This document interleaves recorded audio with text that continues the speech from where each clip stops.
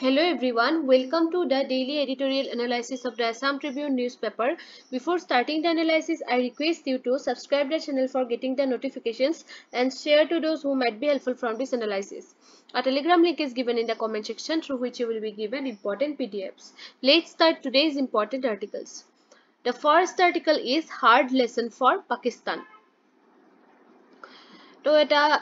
Code দিয়া আছে আজিৰ এনালাইসিসটোত যেটো নেকি নেপোলিয়ন বোনাপাৰ্টে দিছিলে you must not fight too often with one enemy or you will teach him all your art of war যে এখন enemy country লগতে যেতিয়া সঘনাই যুদ্ধ কৰি থকা হয় তেতিয়া কি হয় আপুনি নিজৰ যেটো মানে স্কিল সেই স্কিলটো তেওঁলোকক শিকাই দিয়া হয় এটো নেপোলিয়ন বোনাপাৰ্টে দি থৈ গৈছে যুদ্ধ ৰিলেটেড যদি কিবা এনেকুৱা কোৱেশ্চন আহে তেতিয়া এটো কোড আমি ইউজ কৰিব পাৰিম এতিয়া চাওক যেটো আমাৰ প্ৰথম আৰ্টিকেল আজিৰ ইয়াতে আমাৰ বৰ্তমান কি চলি আছে মানে সকলোতে গমে পাইছে যে ওয়াৰ 2 ষ্টাৰ্ট হৈ গৈছে যোৱা কালি আপোনাৰ গটিকে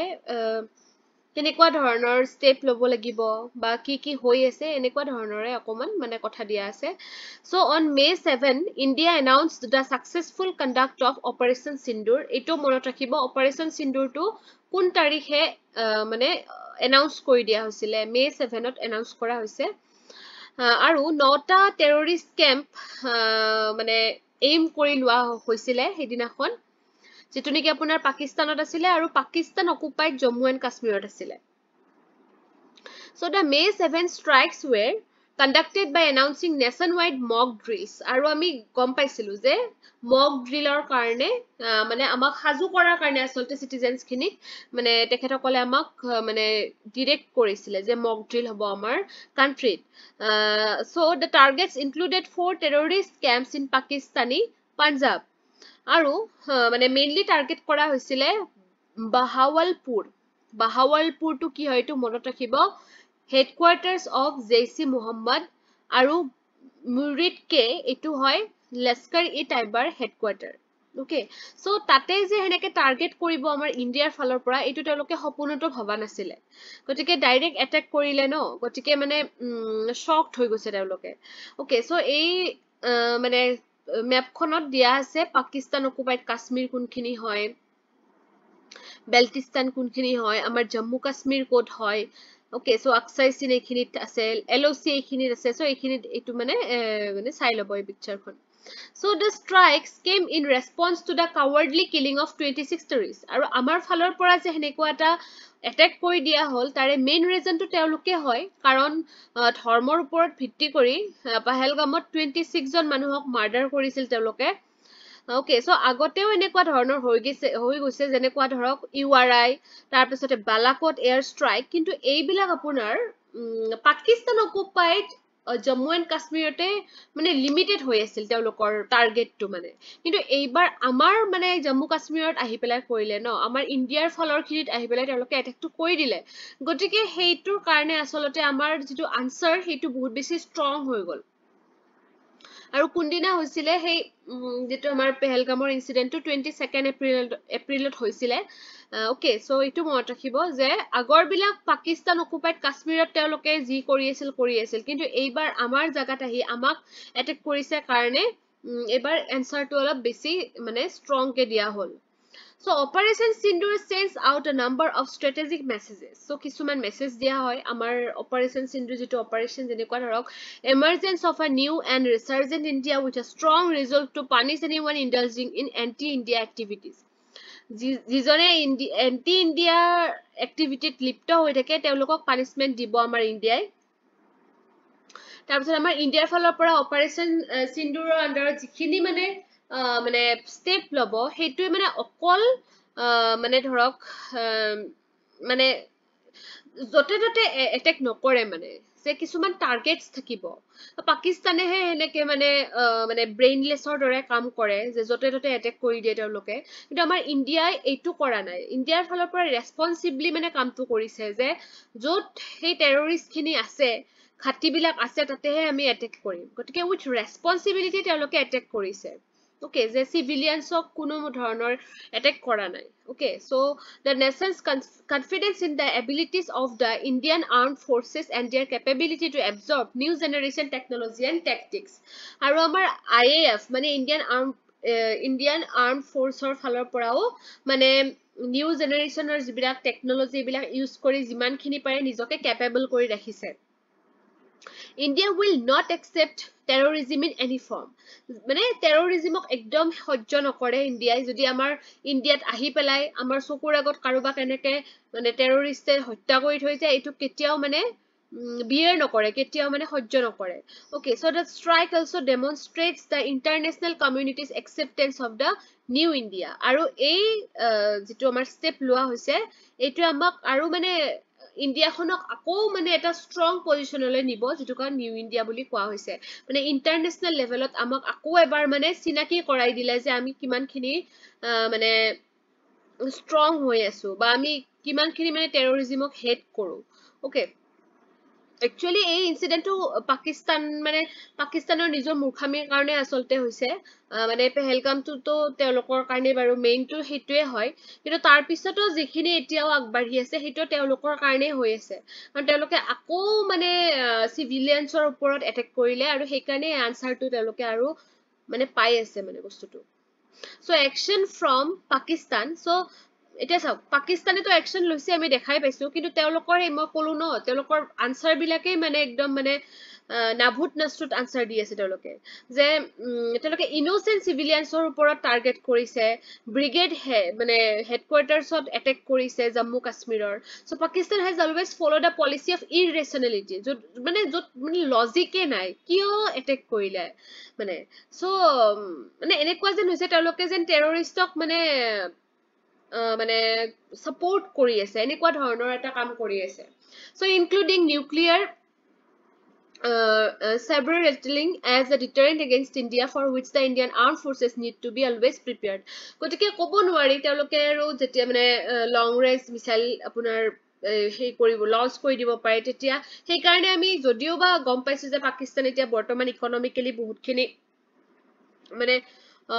ব্ৰেক হৈছে আমি গম পাইছো নিউজত তথাপিতো আমি কি হৈ থাকিব লাগিব আমি ৰেডি হৈ থাকিব লাগিব বিকজ এনিমিক কেতিয়াও আমি সৰু বুলি ভাবিব নালাগে ওকে সো এই যে কৈ আছো যে পাকিস্তান কান্ট এফৰ্ড সাচ একশনস এইটো আমাৰ যোৱাকালি নিউজ পেপাৰত আহিছিলে যে পাকিস্তানে ইমান এফৰ্ড কৰিব নোৱাৰে ইয়াৰে কিছুমান প্ৰুফ দিয়া হৈছে যে যদিও তেওঁলোকে মানে দেখাই আছে কিবা কিবি মানে আমাৰ ইণ্ডিয়াৰ ওপৰত এটেক কৰিছে কিবা কৰিছে তথাপিতো তেওঁলোকৰ হেনেকুৱা এটা ওয়াৰ কৰাৰ কাৰণে কিন্তু তেওঁলোকৰ মানে ইকনমিক কন্ডিশনসও নাই বা তেওঁলোকৰ ক্যাপাবিলিটিও নাই Okay, so এটা simple calculation এটা দিয়া হৈছে যেটো আপোনাৰ F-16 loaded for an air defense mission এটোৰ ক্ষেত্ৰত কোৱা হৈছে যে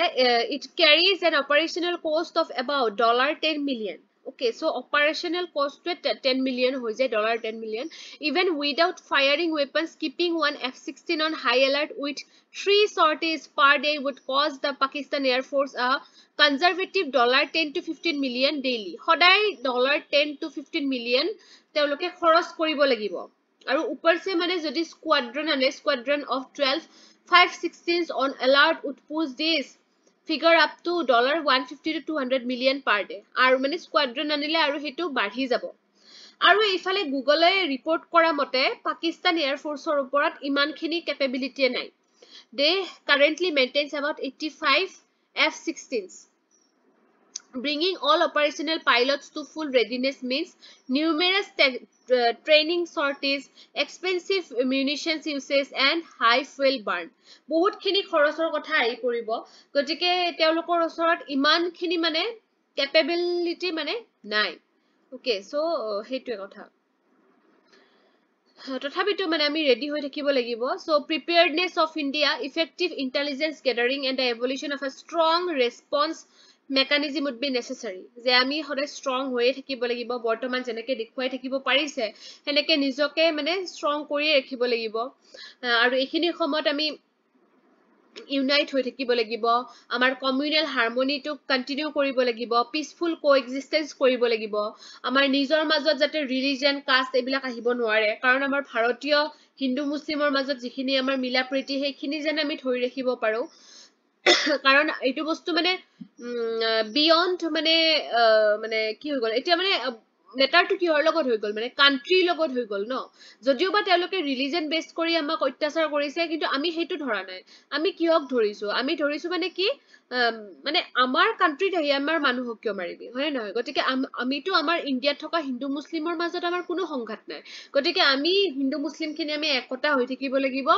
বা কাষ্ট এইবিলাক আমি একদম মানে মানে হেই কৰিব নালাগে আমি মুঠতে ইউনাইট হৈ থাকিব লাগে okay so next article is action against Naxals so Chhattisgarhৰ Bijapur districtত এটা major counter insurgency drive হৈ গ'ল আৰু ইয়াতে 22 জন মেওইষ্ট আপোনাৰ মানে মেওইষ্টক হত্যা কৰা হৈছে with this the toll of Naxalites gone down under Operation Sankalp এটোৰ নাম মনত ৰাখিব Operation Sankalp কিহৰ লগত ৰিলেটেড যে নেক্সালিজম টুক মানে মানে নুহুৱা কৰিব মানে হেতু এটা অপাৰেশন হয় সো অপাৰেশন সংকল্প এটো 21 এপ্ৰিলৰ পৰা চলি আছে আৰু এতিয়ালৈকে 26 জনক মাৰ্ডাৰ কৰা হ'ল তা encounter occurred on the Kharegutta hill located on the border with Telangana যে ছত্তীশগড় আৰু তেলেংগানাৰ বৰ্ডাৰত আছে Kharegutta hill Okay, so the security forces located several Maoist bunkers, hideouts, and improvised explosive devices. বহুত খিনি ঘাটি পাইছে মানে বিচাৰি security forces আৰু বহুত খিনি explosive বিচাৰি পাইছে with the latest action 168 Naxalites have been gunned down in Chhattisgarh and of them 151 were eliminated in the Bastar division comprising 7 districts including Bijapur so এই districtor নামটো মনত ৰাখিব Bijapur to কোনটো districtত আছে Karegutta hill to কোন দুটা stateৰ borderত আছে বা operation টোৰ নাম কি and the Operation Sankalp was launched in the Bastar region. So, 24,000 security personnel involved হৈ আছে. The operation carried out on the Karegutta Hills spanning the Chhattisgarh Telangana border. আৰু নেক্সালিজমটো আমাৰ মানে ইণ্ডিয়াৰ ডেভেলপমেন্টৰ ক্ষেত্ৰত বহুতখিনি বাধা দি আহিছে কাৰণ বহুত মানুহে ইন এবাউট 88 crore পিপলে মানে বেসিক এমিনিটিজ খিনি তেওঁলোকৰ কাৰণে এনেকুৱা ধৰণৰ নেগেটিভ ইম্পেক্টৰ কাৰণে পাব পৰা নাই বা তেওঁলোকৰ হিউম্যান ৰাইটস ভায়োলেশন হৈছে গতিকে গভৰ্নমেন্টৰ ফালৰ পৰা মানে বোথ সেন্ট্ৰেল এন্ড ষ্টেট গভৰ্নমেন্টৰ ফালৰ পৰা মানে স্টেপস লব লাগিব যেনেকুৱা অপাৰেশন সংকল্প লৈছে যাতে নেক্সালিজমটো নাইকিয়া কৰি দিব পাৰে come to the next article touching lives spreading humanity so আমাৰ জুৱাকালি দিনটো মানে 8 মে দিনটো আমি red cross day হিচাপে পালন কৰো so red cross movement came into existence in 1863 moved by the suffering the wounded soldiers at the battle of Solferino in 1859 যেটা battle হৈছিলে Solferino তাতে যিখিনি মানে soldiers-ৰ wound হৈছিল মানে আঘাত হৈছিল so সেইখিনি সময়ত Swiss humanitarian Jean Henry Dunant so তেখেত এটা মানে এটা আপোনাৰ পাৱাৰফুল একাউন্ট ক্ৰিয়েট কৰিছিল যাৰ কাৰণে নেকি ICRC ক্ৰিয়েট হৈছিল international committee of the red cross আৰু এটো কোড হৈছিল আৰম্ভ জেনেভাত আৰম্ভ হৈছিল So World Red Cross Day first observed on May 8 1948 so প্ৰথম আমি এই red cross day টো পালন কৰিছো 1948 ত আৰু এই মুভমেন্ট টো স্টাৰ্ট হৈছিল কিন্তু 1863 এটো মনত ৰাখিব মুভমেন্ট টো স্টাৰ্ট হৈছিল 1863 কিন্তু আমি ডে টো পালন কৰিছো 1948 ত আৰু কিয় পালন কৰিছো সেই দিনাখন ডিউনান্টৰ বাৰ্থডে যিদিনা মানে যেটো মানে কলই মাত্ৰ যিজনে মানে সেই একাউন্টটো মানে create কৰিছিল so তেওঁৰ জন্মদিন and in 1984 it was renamed World Red Cross and Red Crescent Day so etuk rename kora hol each year the International Federation of Red Cross and Red Crescent Societies selects a theme to inspire shared humanitarian commitment ami theme bilak kyo basilo jate manu bilak besi aware hoy ঠিক তেনেকে red cross day ro amar theme ase aru ei bosoror theme to hol on the side of humanity আৰু ইয়াৰে role to কেনেকুৱা with over 15 million volunteers and staff members globally the Red Cross and Red Crescent represent the largest humanitarian network in the world যেটা বহুত ডাঙৰ এটা network cover কৰি আছে এই অৰ্গানাইজেশ্যনটোৱে দ্য এমব্লেমটো কি মনত ৰাখিব or red cross or red crescent on a white background okay so' white বেকগ্ৰাউণ্ডত ৰেডেদি আপোনাৰ সেয়া কৰা আছে অ'কে ইয়াতে অকণমান পিকচাৰখন ভুল হৈ থাকিলে নেকি a red cross or red crescent on a white background হয় actually picture খন ভুল হৈ আছে মানে white হ'ব লাগিছিল background টো আৰু plus symbol বা crescent টো red হ'ব লাগিছিল okay so which symbolizes protection and neutrality so noteworthy examples include recent interventions in Ukraine where Red Cross teams provided emergency shelter to 1.8 million people. So আমি example হিচাপে ল'ব পাৰো ইউক্ৰেইনৰ মানে সেই ৱাৰৰ সময়ত ৰেড ক্ৰছ টিমে emergency shelter দিছিলে 1.8 million peopleক মানে য'ত নেকি আপোনাৰ ক্লিন ৱাটাৰ accessible কৰোৱা হৈছিলে 11 million peopleৰ কাৰণে তাৰপিছতে physical আৰু mental well-beingৰ কাৰণে support দিয়া হৈছিলে এতিয়া চাওক আমাৰ ইণ্ডিয়াৰ ইনভলভমেন্টটো কেনেকুৱা হয় ৰেড ক্ৰছৰ লগত it began after World War Iৰ পিছত আমাৰ ইণ্ডিয়াৰ ইনভলভমেন্টটো হৈছে Sir Cloudy Hill introduced legislation that led to the establishment of the Indian Red Cross Society so Sir Cloudy Hillৰ যত্নত মানে ইণ্ডিয়ান ৰেড ক্ৰছ সোসাইটিটো গঢ়ি উঠিছিলে by an act of parliament in 1920 আৰু 1100 টা branch আছে আমাৰ ইণ্ডিয়াত The IRCS is actively engaged in blood donation, first aid training, health education, relief, এইবিলাকৰ ক্ষেত্ৰত আগভাগ লয় যেনেকুৱা ফ্লাডৰ সময়তো ইমাৰ্জেন্সি আহি যায় ন সেইখিনি সময়তো ৰেড ক্ৰছে মানে আগভাগ লয় এতিয়া আমাৰ অসমৰ ক্ষেত্ৰত the IRCS মানে ইণ্ডিয়ান ৰেড ক্ৰছ সোসাইটি আমাৰ অসমতো আছে the Assam state branch reflects the spirit of global movement through its wide network of 34 districts and subdivisional branches implementing a wide array of programs যেনেকুৱা ধৰক disaster risk reduction কৰাই আপোনাৰ safe এটা হেয়া দিয়ে safer and more resilient villages and towns বিশেষকৈ disasterৰ টাইমত blood donation drives বিলাক বা awareness campaigns বিলাক তেওঁলোকে চলাই health and hygiene promotion কৰাই বিশেষকৈ স্কুলত বা আপোনাৰ বেলেগ বেলেগ পাব্লিক ইনষ্টিটিউচনত emergency relief আগবঢ়াই যেতিয়া ফ্লাড হয় অসমতো ফ্লাড হৈয়ে থাকে livelihood support and psychological care for disaster affected families and marginalized groups আৰু যিখিনি আপোনাৰ ডিজাস্টাৰৰ কাৰণে যাৰ ঘৰ ভাঙি গ'ল বা প্ৰপাৰ্টি নষ্ট হৈ গ'ল মাৰ্জিনেলাইজ হৈ গ'ল তেওঁলোকক সাপোৰ্ট দিয়ে সাইকোলজিক্যাল কেয়াৰ কৰে So historically, the Assam branch provided shelter and assistance to the Tibetan refugees in Misamari in 1959. যে আমাৰ এই মানে ৰেড ক্ৰছ সোসাইটি মানে অসমৰ ব্ৰাঞ্চে টিবেটান ৰিফিউজিক কি কৰিছিলে এসিস্ট কৰিছিলে মানে শেল্টাৰ দিছিলে মিছামাৰী নামৰ জাগাটোত that supported relief camps during the language disturbance of 1961 to 62 language disturbance ৰ সময়ত relief camps কৰিছিলে মানে আমাৰ অসমে কি কৰিছে provided aid during Indo-China War in 1962, played a role in epidemic control and assisted thousands of refugees during 1971 Bangladesh Liberation War. মানে যুদ্ধৰ সময়কালীনতো তেওঁলোকে হেল্প কৰিছে The immense contribution of the Red Cross movement to peace and humanity has been honored with the Nobel Peace Prize on 4 occasions. So,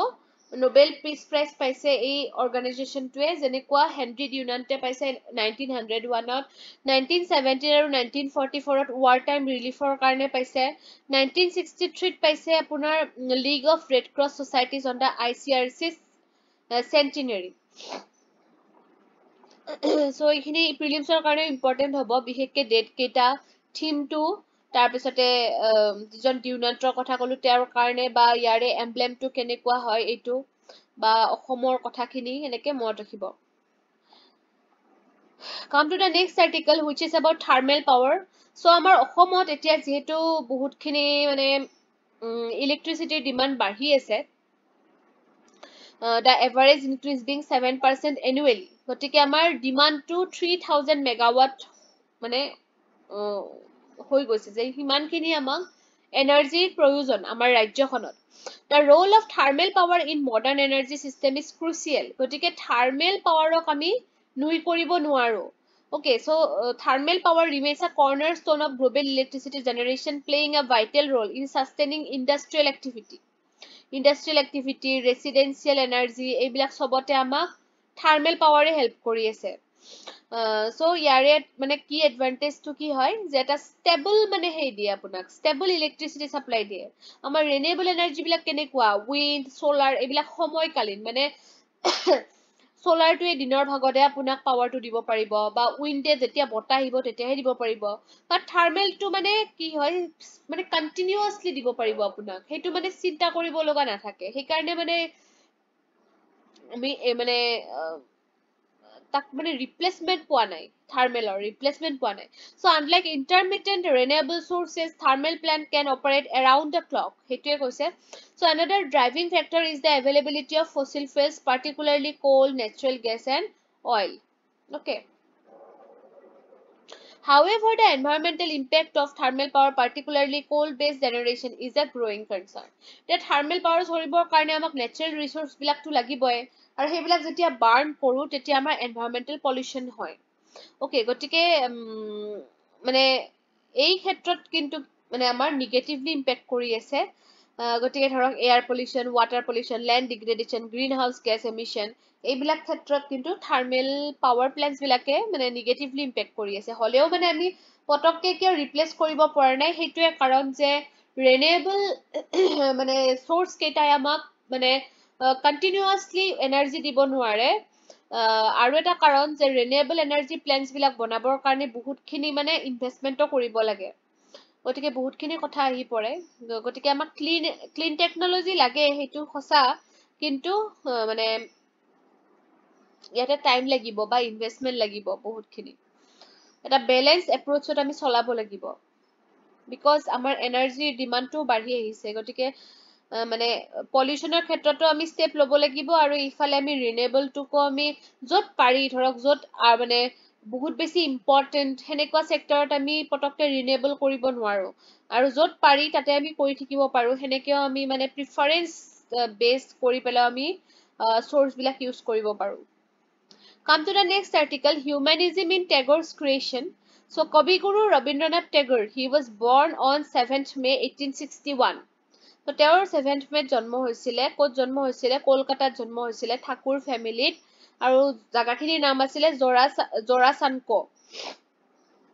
তেখেতৰ যিখিনি works and prestiges পাইছে তেওঁ, তো চাওক তেওঁ 300তকৈও বেছি কিতাপ লিখিছিলে, আৰু তাৰে মাজত গীতাঞ্জলি এখন হ'ল collection of poems, আৰু এই কিতাপখনৰ কাৰণে তেওঁ নোবেল প্ৰাইজ পাইছিলে 1913ত আৰু সেইটো ইয়াৰতে তেওঁক ইউনিভাৰ্চিটি অফ কেলকাতাই অনাৰাৰী ডক্টৰেট অফ লেটাৰ্ছও তেওঁক প্ৰদান কৰিছিলে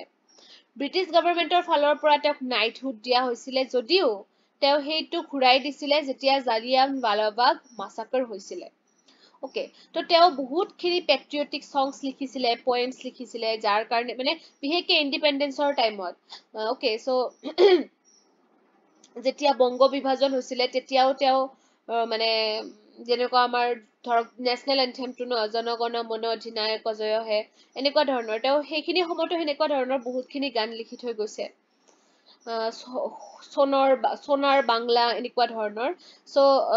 জনগণ মনতো জানে নেশনেল এন্থেম এটো তেখেতে লিখা হয় আনকি তেওঁ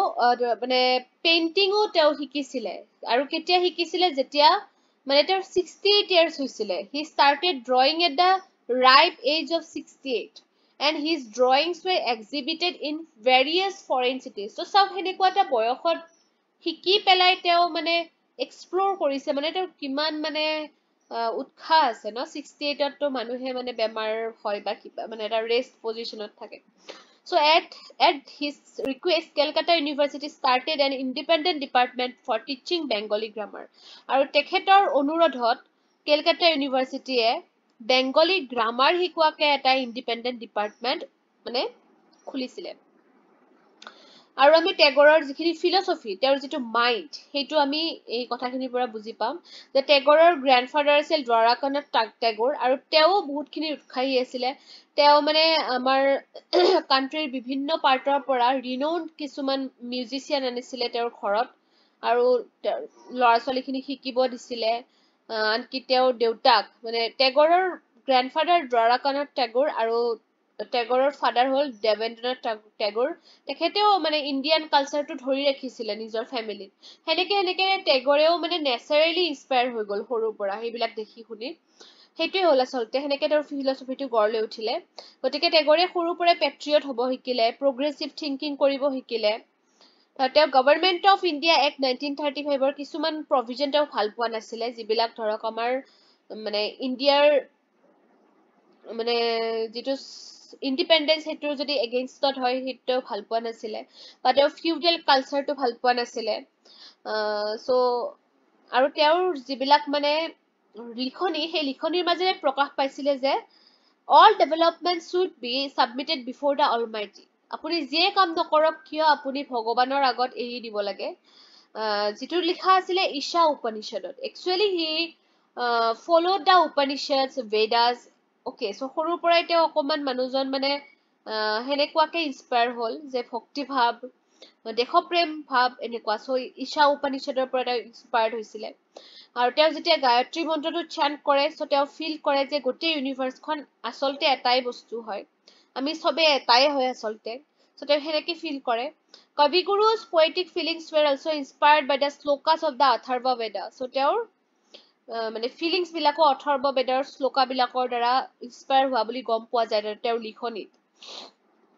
He was particularly moved by the teaching of Vedas and Upanishads okay so তেওঁৰ এটা poem আছে ধুলা মন্দিৰ চ' ধুলা মন্দিৰত তেখেতে কি এক্সপ্ৰেছ কৰিছে যে তেওঁ মানে এপ্ৰিচিয়েট কৰিছে সেইবিলাক মানুহক যিসকলে মানে মানে ছ'চাইটিক চাৰ্ভ কৰিবৰ কাৰণে মানে নিজক চেক্ৰিফাইচ কৰি দিয়ে So Kavi Guru expressed his appreciation for those people who are convinced of the power of sacrifice in serving society. Kavi Guru deeply felt for the innocent people who perform their duties properly. যোনে ভালকৈ duty কৰে তেওঁলোকৰ প্ৰতি মানে কবি গুৰুজনাৰ মানে এটা সহানুভূতি আছিল So Tagore was influenced by the teachings of Buddha as well. তেওঁ বুদ্ধকো বহুত মানে ফলো কৰিছিলে যিটো নেকি তেওঁৰ স্পিৰিচুৱেল থিংকিংটো আকৌ এনৰিচ কৰিছিলে লগতে গুৰু নানক কবিৰ এইসকলকো তেওঁ ফলো কৰিছিল চ' এনেকে ৰবীন্দ্ৰনাথ টেগোৰে গোটেই লাইফটো ডেডিকেট কৰিছিলে মানুহৰ মাজত পিচ আনাৰ কাৰণে তেওঁ মানে সদায় এডভকেট কৰিছিল যে হিউমেনিটি থাকক আচলতে এটাই ধৰ্ম আছে যিটোক আমি হিউমেনিটি বুলি কওঁ মানে মানৱ ধৰ্ম